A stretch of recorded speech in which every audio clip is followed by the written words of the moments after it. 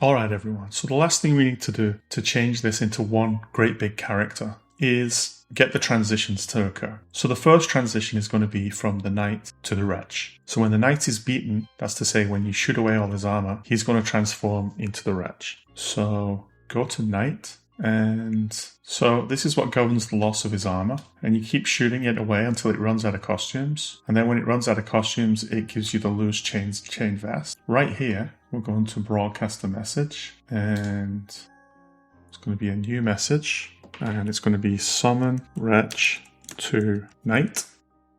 And then in the wretch, when I receive summon wretch to knight, go to the knight, point in the same direction as the knight, which is Wolfman direction, and then broadcast start wretch.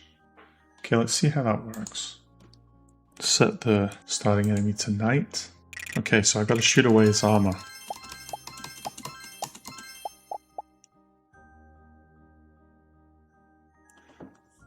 Nothing seemed to happen. It's curious.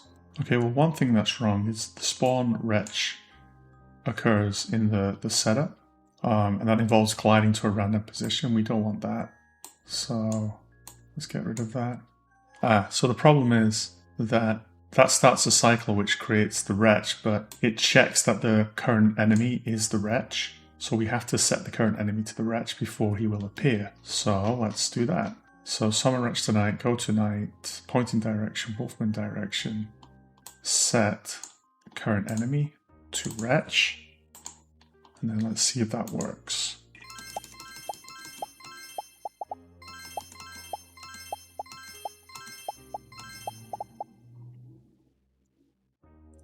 Okay, that's pretty good. I'd like him to appear a bit sooner, so let's see if we can improve the timing.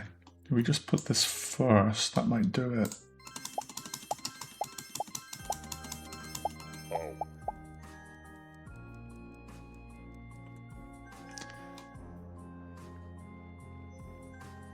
Okay, good. The fact that I was hitting him as he came out, and the fact that the wretch isn't set up to take too many hits is why he died almost instantly. But we've got the transition working, I think, and I like that. I will see you in the next video.